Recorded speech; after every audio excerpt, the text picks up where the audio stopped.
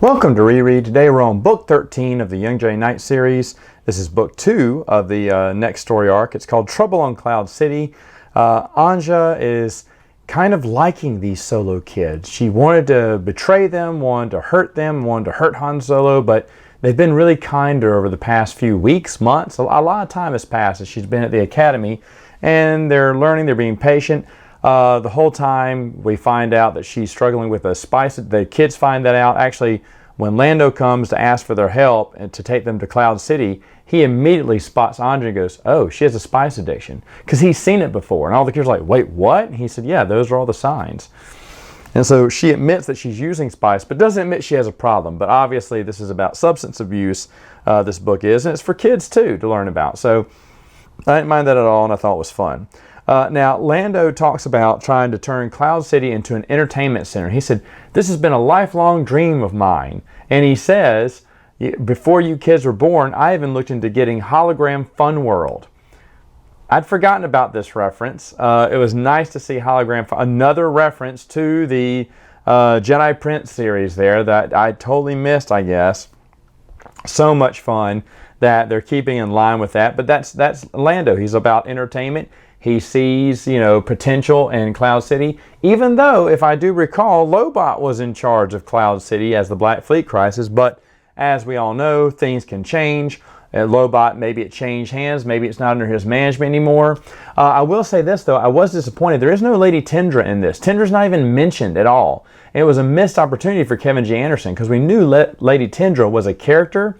And to give her some background, let us know a little bit who she was. Make her part of the group, like she and Lando are on this adventure with the kids. That'd have been great. But Tendra, again, not even mentioned. Now, maybe things aren't going well for Lando right now in that love category. But obviously, by this point, I believe they're married.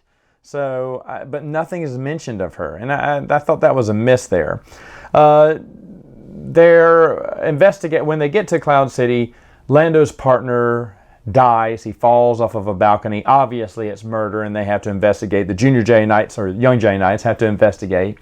During the investigation, they uncover it's Black Sun who was responsible. And Black Sun has a lot of operatives in Cloud City. In fact, two of their sleeper agents come out and attack Jacen, Tenel Ka, and Loey, flipping Jacen over the edge.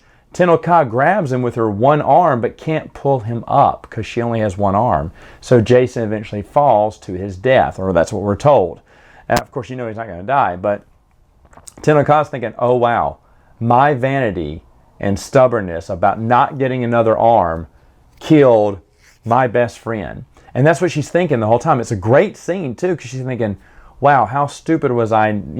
I was just stubborn not getting an arm. I should have, if I would have had that second arm, I could have pulled him up and everything." She's having big regrets about that. And so, of course, Jacen's not dead. And reading it the first time, I knew they wouldn't kill him off in that book. But that was a good scene with Tenel Ka kind of second guessing some of the decisions she made in life. Now, meanwhile, Jacen is going to be saved by one of the, I can't remember the beast are now called Velker riders. Remember, Kevin J. Anderson did the Star Wars Illustrated Universe, so he did stuff about Cloud City, and of course, all that stuff from the Star Wars Illustrated is in there, and I love it. There's a lot of connections. Young Jedi Knights had meaningful connections like New Jedi Order had, but before New Jedi Order, and maybe on a smaller scale, yes. But still, they made a lot of good connections. So here's some, good connections from the Star Wars Illustrated Universe, and then, of course, Jedi Prince series, which I absolutely love. Unfortunately, though, Lady Tendra, where was she? Come on, I can't get over that.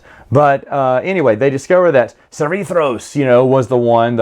The Wind Riders, or these Velka Riders, tell them, yeah, it was this guy with the visor, green hair. The whole time I'm just going, well, it could have been anyone. And then when they see video footage, most of it has been wiped. But there's one shot of him that he was on Cloud City at that time, right before the kids and Lando arrived. And they went, okay, it was him.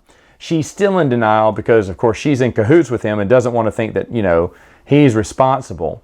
But of course, now they know who their target is. Now they know it's Black Sun. This is kind of how it goes in Act 2. Now they know their enemy, and in the next and final chapter of Young Jedi Knights, they're going to take down the newly reformed Black Sun, which they said has been quiet. They did mention since Durga the Hutt. So I thought that was a nice Darksaber reference. Again, one of Kevin G. Anderson's books there.